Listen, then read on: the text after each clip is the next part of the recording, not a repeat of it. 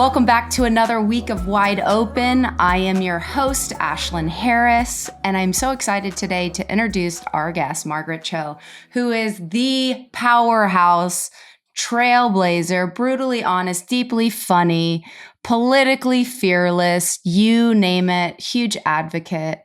Margaret, welcome to the show. How are you? Thank you. Thank you so much. That's wonderful. I'm doing great. Good. And I love your comedy. Thank you. I love the rawness. I love the realness of it. And you've been doing this for a very, very long time. Yeah. But before I start, I'm curious. I like to ask everyone, because what this show really is about is who you are outside of what you do. Because I think so much of who we are as public figures, you see such a small part of it, but you really don't know the origin or where it started or how it started. So before we dive into all the greatness that you carry throughout your career, I'm curious of, I know you were born and raised in San Francisco, correct? That's correct, yes. What was it like being little Margaret? Tell me everything. Tell the listeners who you were as a kid and how your becoming of who you are today. I think I was a super shy child, and I realize now probably somewhere on the spectrum, like autism of like the neurodivergence, because I was really nonverbal for like a long time. That had a lot to do with the circumstances of my upbringing. It was very difficult because when I was born, my father got deported, and then I went with him back to Korea, and then he came back to the United States 3 years later. So I was separated from my mother all that time. Wow. She was a citizen and staying in the country, and then he came back and became a citizen. But it was a very difficult start. So I had language barrier, but also some kind of difficulty like connecting with people because I was separated from my mom. I was kind of taken away into a different country. So it was like there's a lot of stuff that made me very socially awkward. And like when I went to school, I was socially awkward with kids, and I didn't really have a lot of friends. I didn't really have a lot of like connections with people, but I was making fun of people in my head. Like I was making fun of like anything in my head, and like it would only come out if I was writing. Like sometimes we'd have to like write essays in school, and then I would write something, and then teachers would be like really offended because I would be really mean about them or like other people in the school, like other kids.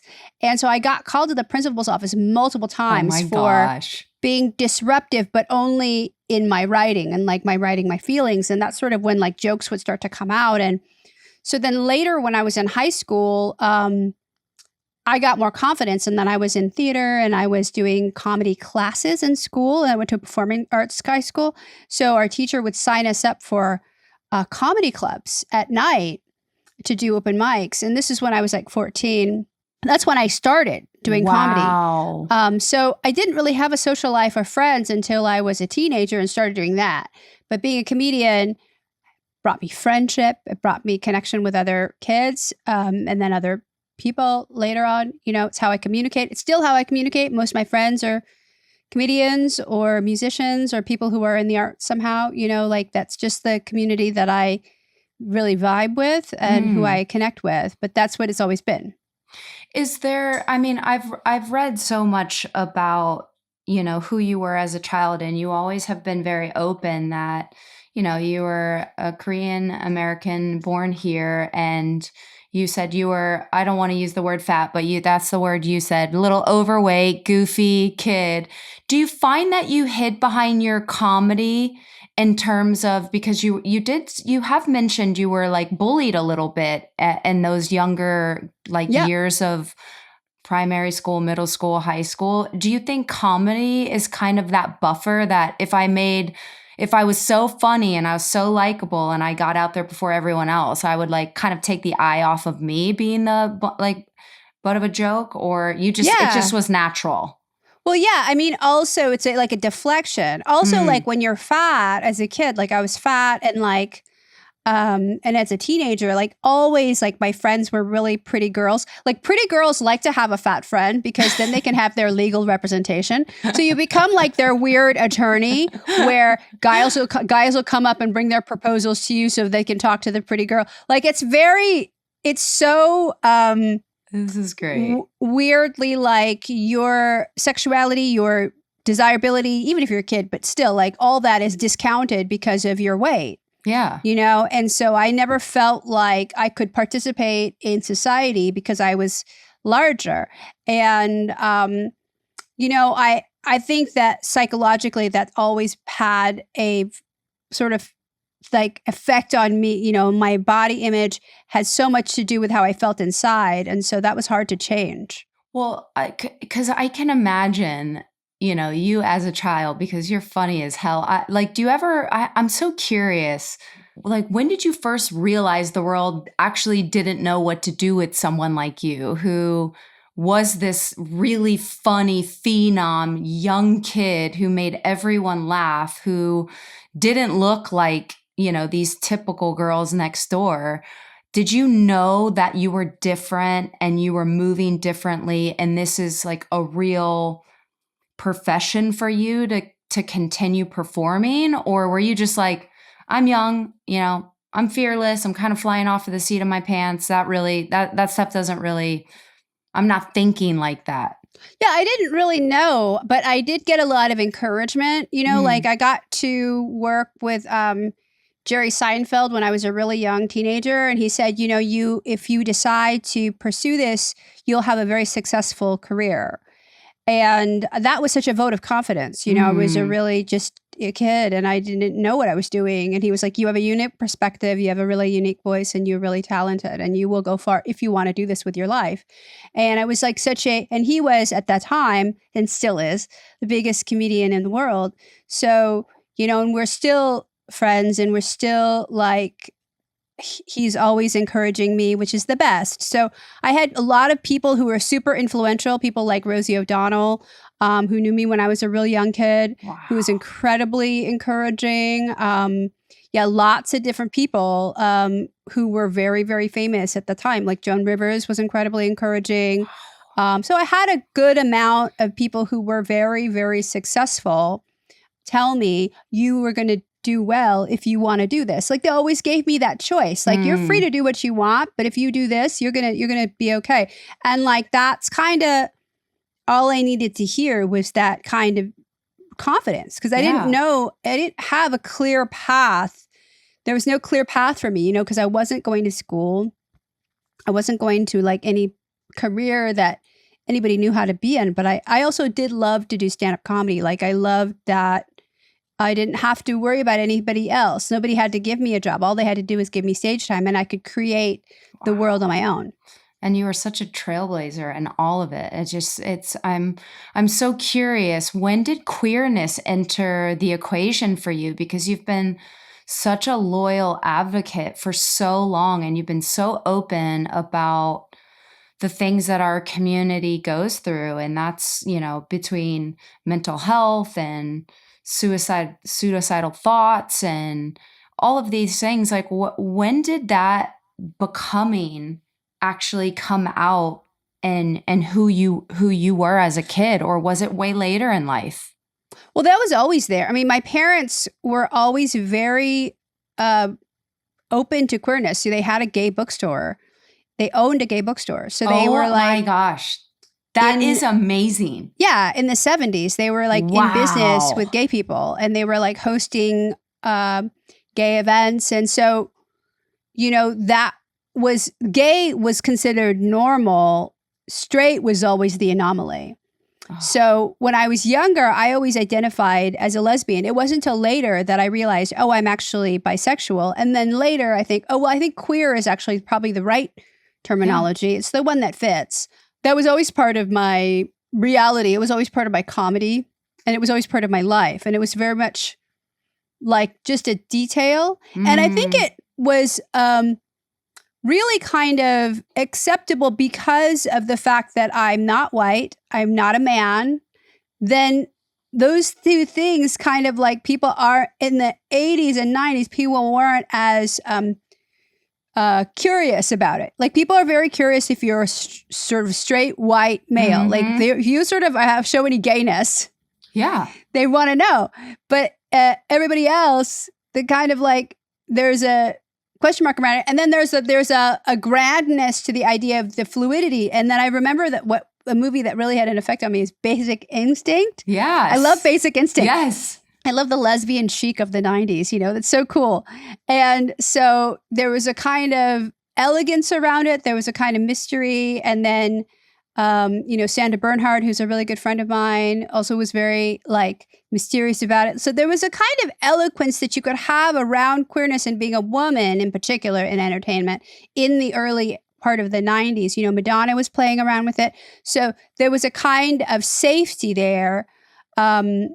Which led to more openness later, of course, with people, very, very big women in comedy coming out. But, it's a different world now, when we think about it. Although right now there's this kind of conservative element creeping back, which is really scary. But in general, if you're not a white man, you can get away with a lot. That part. Yeah, that part. And it, because you have been so open with your experiences with, an eating disorder and sexual abuse. And, it's been a really incredible vulnerability you've given to your audience about the things that you've had to overcome. And I'm curious, like, how humor became a way maybe of survival for you, and then eventually became a way of thriving, because still to this day, there's just no one like you. And I think that's so cool because, as a queer woman covered in tattoos who played sports her whole life, like I didn't see people like me, and I'm almost about to be 40. So I can imagine you sure as hell didn't see people like you, and how that became how you really leaned into comedy for a way of survival based on the things you're experiencing in your personal life. Is that pretty true to say that was almost your outlet? Because sports was always my outlet. Yeah. I needed it. Yeah, I agree. I think that like sports, like comedy is like an outlet, and it is really a place to go for safety. Humor, though, is hope.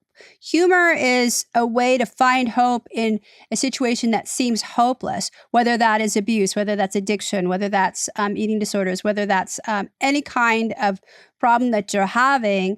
If you can laugh about an aspect of it, then there's a glimmer of hope that you'll survive it. If you even break it down to what laughter is an unexpected intake of air that's going to ensure that you live for the next moment. So it's unexpected life crashing in when you didn't expect it, which is going to keep you alive to see it through. So there's the metaphor of laughter, but also the physical action of it is life affirming. There's a lot of like, I think truth to it. The people who laugh, they live longer because we're just forced to like breathe. I think it's really vital. And there's a lot of things that I do just in my daily life to get ahead of everything too. Like I have a really strong meditation practice. I have a really strong, I'm in recovery. So I'm in a strong recovery community that I'm super involved with. So there's a lot of stuff that we do. That's really great. And congratulations on that, because it is definitely something that is not easy, and especially in the profession of entertainment. Because what I think, and I can't say for certain because I'm not a comedian, I think what separates a lot of us in the entertainment industry is if I'm playing a character, I can hide behind those walls, right? If I'm on a movie or if I'm an athlete, like I just have to bring that character to the table. And it's not necessarily, it is me because I'm in it and I'm experiencing it in real time, but there is something I can hide behind. I think what people don't realize is like comedy is so different because no matter whatever shit you're going through behind closed doors, when you show up on stage, you actually have to be you. And you're telling the truth through comedy. And you did that long before it was cool. What gave you that fire to do that when things, especially when things are fucking hard and you have to show up and give yourself to so many people? Well, to me, it's really fun. Like, it's just also really fun because we can all laugh together about these things. When people laugh, it's like what laughter means is an agreement. They're like, when you're laughing at something, you're almost unconsciously in agreement with what's being said. Because laughter is such an unconscious, involuntary act for the most part. We laugh because we can't help it. Like, it's funny to us, and so we laugh, and it's like something that you almost can't explain. So when people are laughing, it's a recognition of a humanity in you that makes you want to give back and give more. So it's only fulfilling. To me, it's never felt like I am unable to recoup my investment from what I've done. Like, I always get back. Every time I do a show or, whatever, I get back so much more than the effort that I put out. So it's always really rejuvenating and really replenishing. It's a very nourishing thing to be an artist in this way. So, and it has to continually be renewed because I always have to write new material. I always have to write and continue to perform, continue to rejuvenate my ideas and refresh what I'm doing. So the more effort I put into it, the more that I get out of it. And I always come out very, very well compensated at the end. Yeah, I love that. And I was reading quite a bit about the early years of what you were doing, and you like got into dominatrix. Like, what? That is so fucking cool. I was not good at it though. I only did it like one time. I was so bad. Like, I worked I worked at this place that was like, I helped open their retail shop because it used to be just a factory. And then they opened a retail store where they were like making like leather dildos and they were selling them in their retail store. And then there was a dominatrix that worked there. So I got in on a couple of her sessions. I was really bad at it. Like, because what a dominatrix is you have to be a therapist, a sex worker, a mind reader sometimes. Wow. You have to be you're like so connected to this person and their desires and drawing them out and really kind of giving life to their fantasy. So you're an actor, you're sometimes a parent, you're all of these things that I don't have any ability to be, So I think that dominatrixes are really, that is you're also a body worker. Yeah.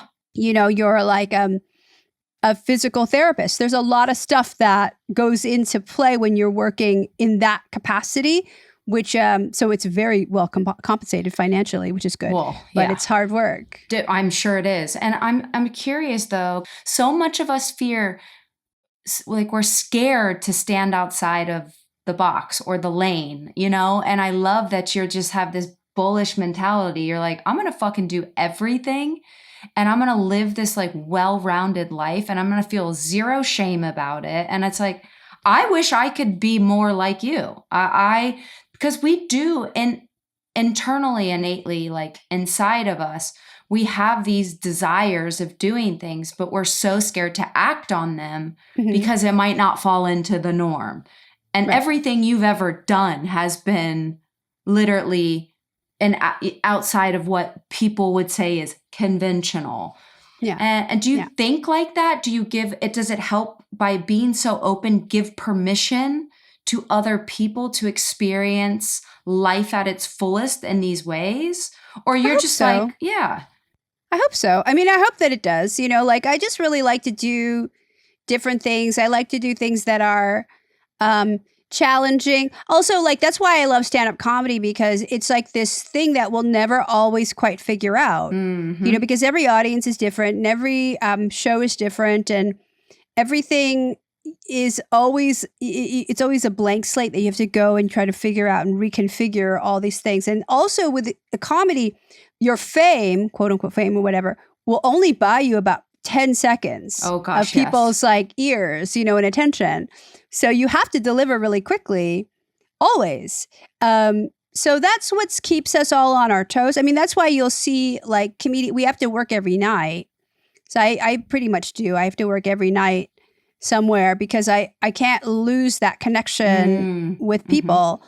So I guess because you have to keep going back, that's what's so engaging and thrilling about it.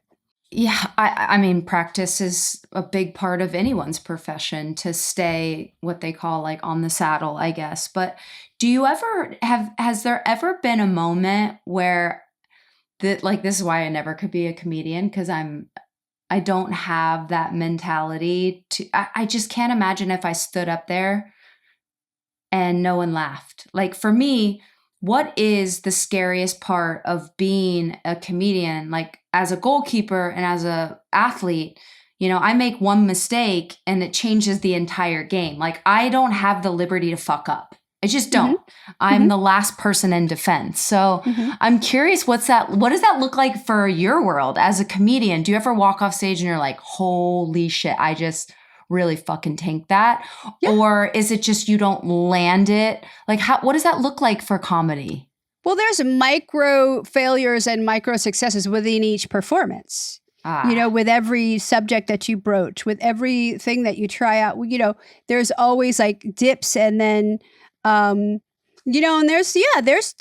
I do poorly sometimes and I'm like, I can't believe like I couldn't dig myself out of that, because we have escape hatches. Like even if like comedians have ways of getting us out of situations that we've tried in the past, like when you've done this for long enough, you kind of get sort of a game plan of, oh, I can deal with this. Like I've dealt with this before. I know what this is. But every once in a while you'll come up with a situation that I can't best it. And then I just have to leave. But also the stakes aren't as high necessarily. I mean, they're emotionally high sometimes because if you're up there, you don't want to fail, but at the same time, in the grand scheme of things, it's just people not laughing. It doesn't really matter.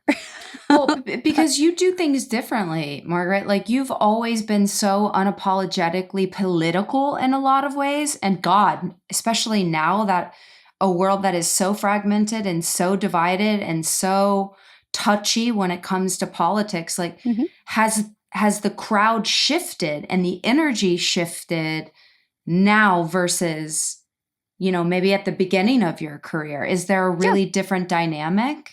Yeah, it's very different. And it's really like about remembering to be an entertainer. Like that's what I always want to have in mind for myself, because I don't want to be so mad and preachy and yelling at people about what they should believe politically. I think that I do really strongly have opinions about what I think is right. But at the same time, it's not my place to battle on about that unless it is, unless I do a lot of shows in political context. I do shows.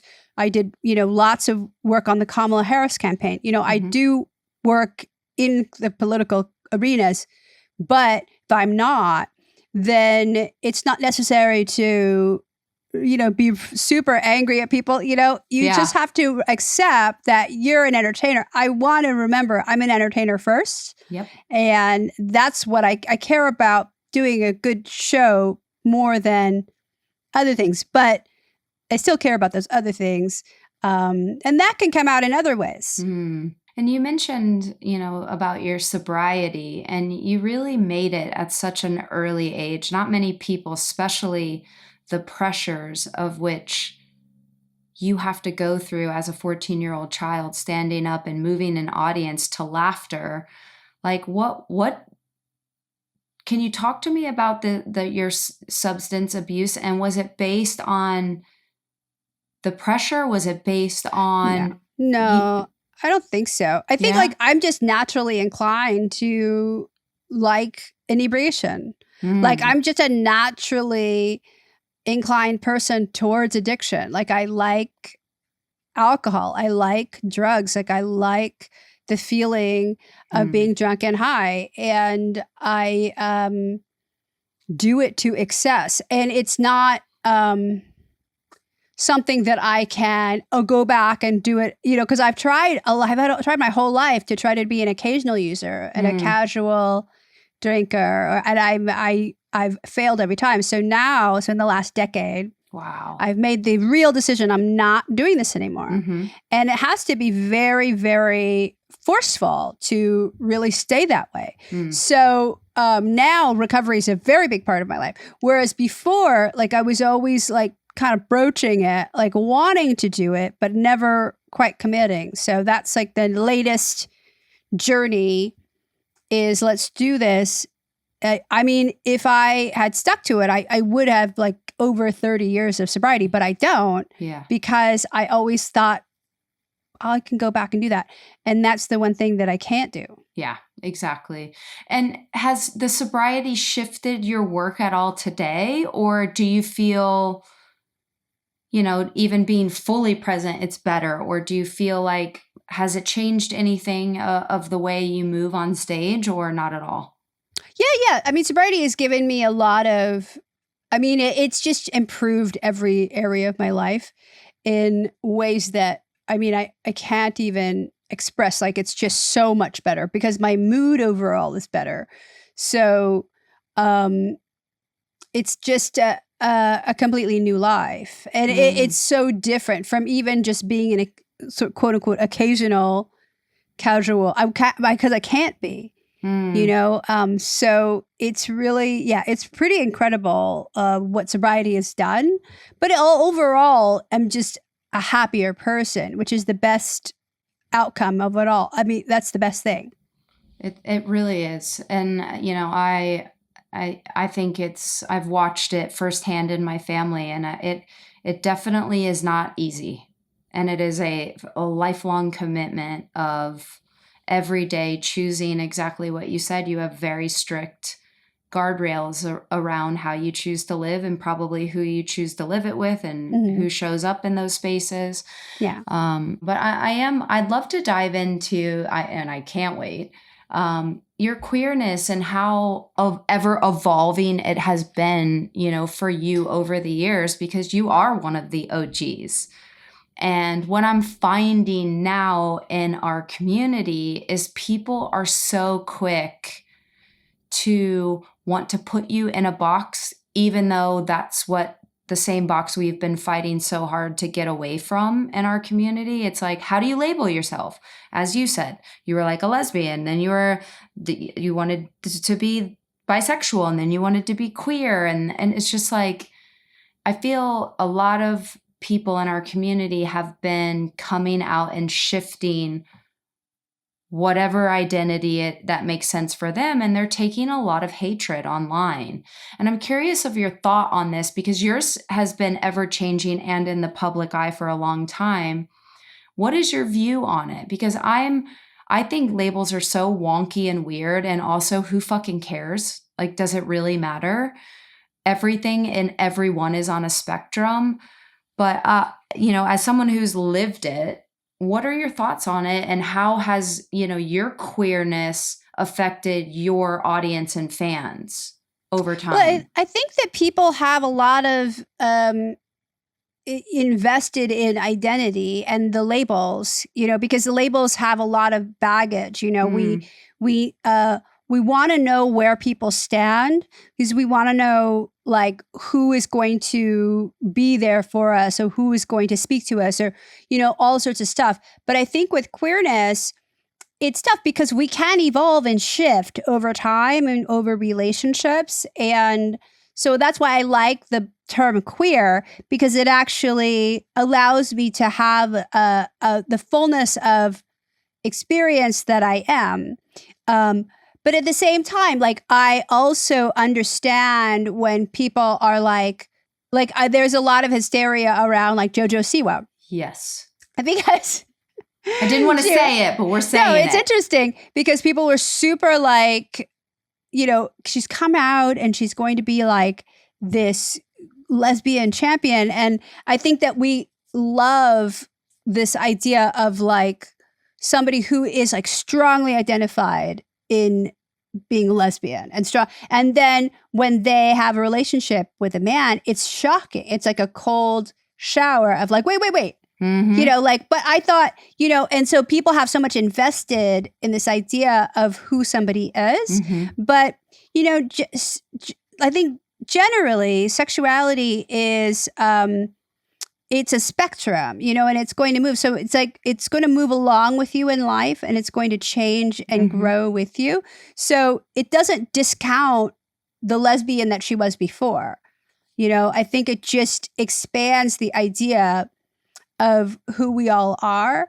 I don't think there's such a thing as like gay betrayal. I mean, unless you go full like log cabin and then you want gayness to be outlawed, like that's sort of a different story. Like it's not like these horrible stories of people who say they've converted and now they see the truth. Like that's I don't think that's possible anyway. I don't think you can pray away the gay, no matter how hard you want to. Like it's I think it's just understanding that we have more within us than we realize, and that also doesn't mean as much as we think. So, but yeah, we do get very allied with people who we believe we sort of take ownership, especially of artists. Yeah. Because we want them to be ours. We want them to be our people. And I think they still are. They still can be. It's just... It's hard, like it's hard to. I feel for both parties. I feel for those. The Fletcher is another one. Oh yeah, Fletcher is very big deal. I feel for Fletcher fans, so I understand that feeling of betrayal because it was all of these years of really writing about lesbian yearning. And the thing is, you can't mess with lesbian yearning. Oh God, no, you really can't. When you tap into the sort of Katie Lang constant craving vibe, you can't deviate from that. So then when people, then she sort of puts out the song about a man and this kind of, during Pride Month also, there's all this stuff that people feel very betrayed. But at the same time, doesn't discount all of the stuff that she made you feel before. Exactly. It shouldn't. But it is, I get it. I get both sides. Yeah. Like, I don't know how I would feel like if Chapel Roan suddenly had a trad wife, updo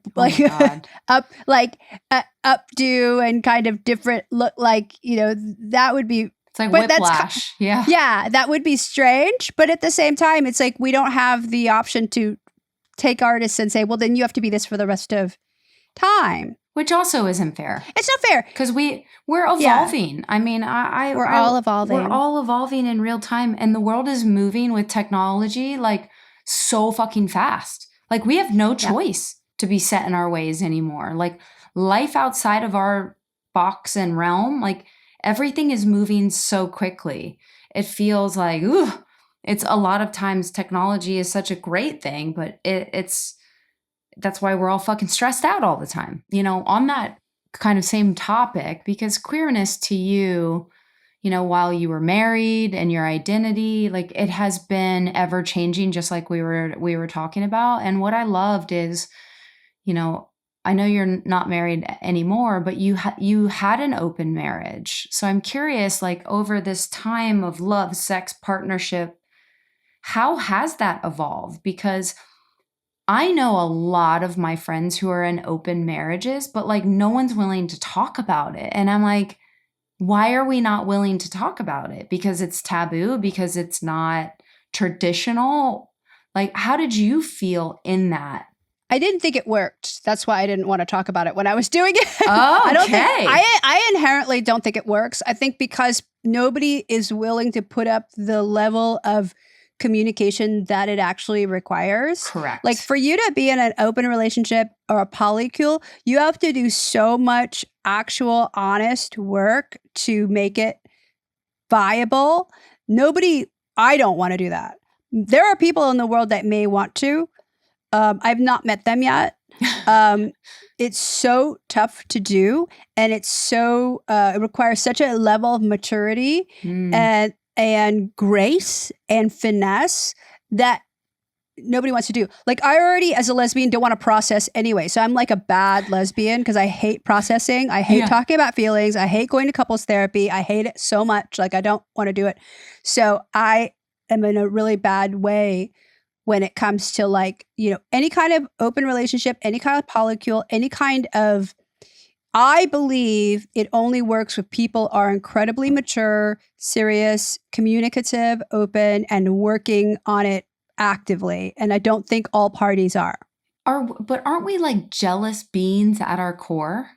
Yes. And I'm just like, I think you had maybe mentioned that at some point, and you were so real about it. It's like, I'm a jealous, like, fucking human at my core. Like, what's mine is mine and it's sacred, and I don't want people touching it or like being like, you know what I mean? And yeah, it was jealousy the biggest thing that creeps in. Like, how do you not have jealousy in an open marriage or relationship? It's really impossible not to. Also, having jealousy of the partner having jealousy about you. It's a two-way street, and so it's impossible to completely negotiate out of that. So now what I am in, I'm in sort of a series of like situationships that are super casual, that have been going on for years, that are not going anywhere, that are also, they are like paused for years at a time as well. So my situation now is super grown, I think, but also it's not a polycule, it's not a relationship, it's not anything. So I'm very comfortable there. I don't know if I would ever be in another relationship that wasn't that, because now I'm so committed to my own serenity that I don't feel like anything else is appropriate, but it's possible. Are you open to dating? Are you dating? Yeah. What is your, like, where are you at now with all of that? Yeah, I'm open to dating. I'm open to meeting new people. I'm there. I'm out there. I am dating, but I'm also, not really willing to be in a committed relationship. It's really like an interesting thing as you continue to progress in age and understand yourself more. I think as we were younger, it's like this weird timeline. We're all trying to check all these boxes, and once you do this, you got to move to the next step and do that, and then once you do all of it and you lose yourself in the process, you're like, what the fuck was I doing? Like, I don't even recognize the person I'm looking at in the mirror anymore. And you get so much more comfortable being alone. Mm-hmm. Yeah. I just like, a few years ago got divorced and had the kids, had the home, had the life, and it's just not always the fairy tale you think it is. No. Sometimes being in a relationship is the loneliest thing. And I don't ever want to feel that again. So I'm grateful now to be where I am, where I have companionship when I want it, but I'm also seeking that solitude, which I really deserve. I want. I love that. And at your home, no pets, no nothing, just like zen. Oh, no, I have many pets. Tell me everything. I have this dog right here. Oh my God. Hi, sweetie. That's Lucia. She's always on my body somewhere. She's always she's sleeping. Who needs a partner when you have Lucia? I have a Lucia Katerina. I have 3 cats who are beautiful and hilarious and just my champions. So I have a very full life. I have many, many animals, which is all I need, really. Wow. And I get the energy of just the stillness and the ease. And I think maybe I hope that comes with time, because I hope to feel that as well. But what have you really learned in this healing process that took you years to actually like believe? I think that it's it's easier to attain than we think, and then it just requires a kind, like, what are the elements that are necessary for me. It's like, okay, well, I need to train my body to have peace and silence, so that's like, I have a really strong meditation practice, which is very helpful, and it's a practice because you're just practicing every day at the same time to do this like exercise where you have nothing but silence and breathing and peace, because you may need to recreate it at other points in the day. So we practice this every day so we can keep going back to a place of like peace, so that if I'm out in the world and something's frustrating, I can go back there mentally. I love that. And for someone who has lived such a full, beautiful life at such an early age, what does matter most to you right now during this time? Because it is a really interesting time in our life. And I'm just curious, like, what does matter most to you right now in this moment of so much uncertainty? Yeah, there's so much uncertainty. I think what really matters is friends. What's really matters is art. What really matters is animal friends. What matters is peace, you know, and enduring peace within and trying to spread peace all around. You know, and, you know, what matters is really how we live in this moment. You know, now is a good opportunity for political resistance. Right now is a very good opportunity to talk about queerness, to talk about feminism, to talk about equality, you know? So these are important discussions that are happening to take our world back from a very destructive force. So, you know, it's a lot of stuff. And I love that I can only imagine that in a time that feels like so much pain and grief, making people laugh helps heal you in the process. Yeah. And I think that's such a beautiful thing. Like, what I love so much about comedy and sports, there's no AI. It is a live performance. Yeah. No one can take that away from you. No one can necessarily recreate it because it's a human interaction moment. It's just a fucking moment to be so present and just drop everything else. And how lucky are we that we get to provide that for people? So lucky. It's such a beautiful thing. So I'm so grateful for that. So yeah, it's really powerful.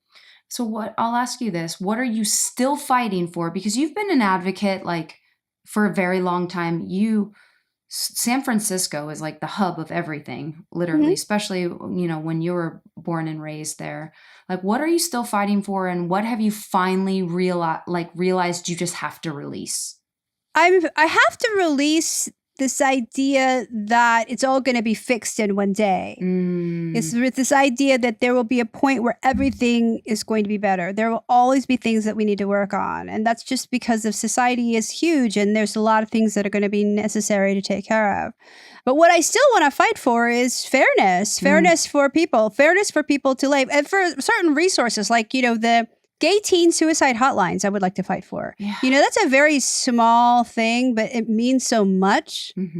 The symbolic meaning of that is so huge. So something like that, I think we really need to recreate that for our community. And I know that's happening with the Trevor Project and people like that fighting for it. But, you know, stuff like that, like we need to fight for queer youth. That's always going to be something that's incredibly important to me. I love that. And I couldn't agree more. And it's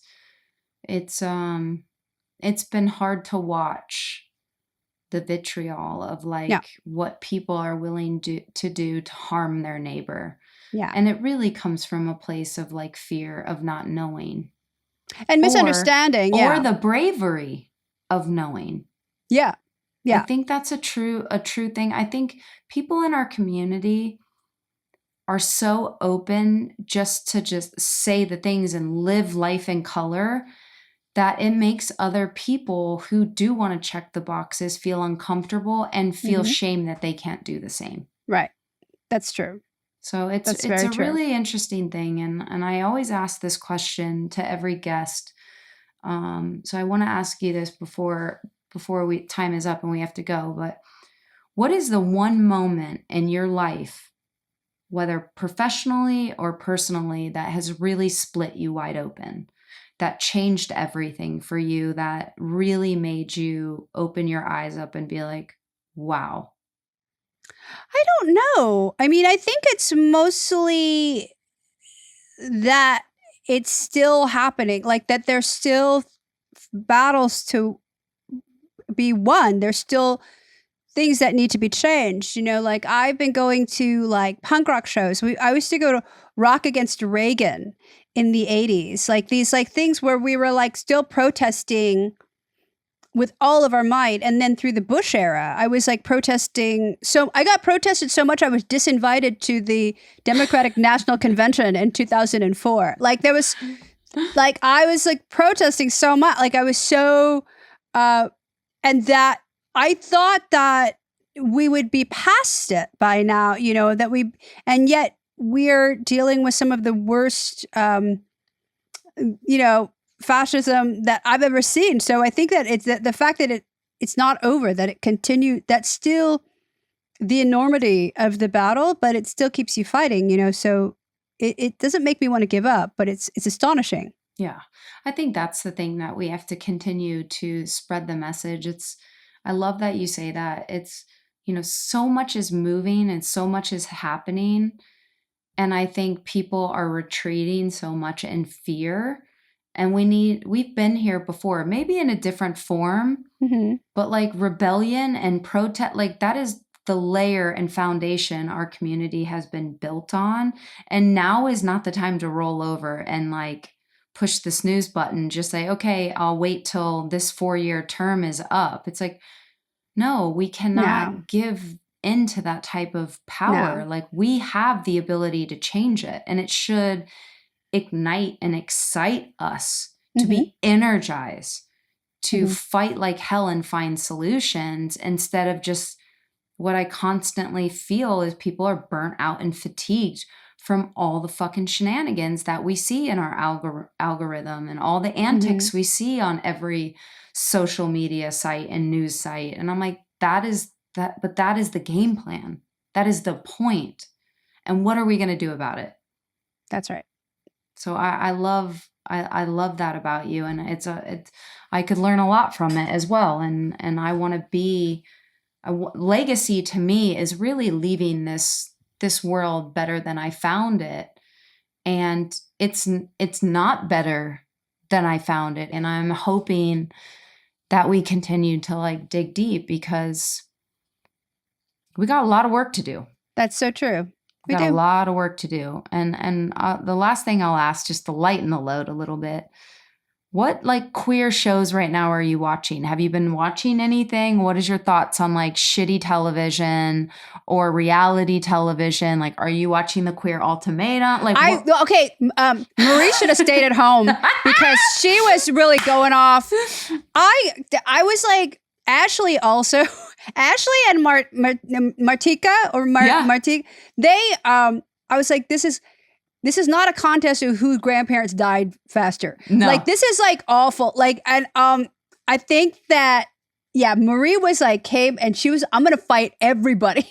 I was like, so the ultimate, and then also on my algorithm, Vanessa is like up there from the first one and going, somebody's life can be ruined when you're on reality television. Yeah. So my opinions are Marie should have stayed home.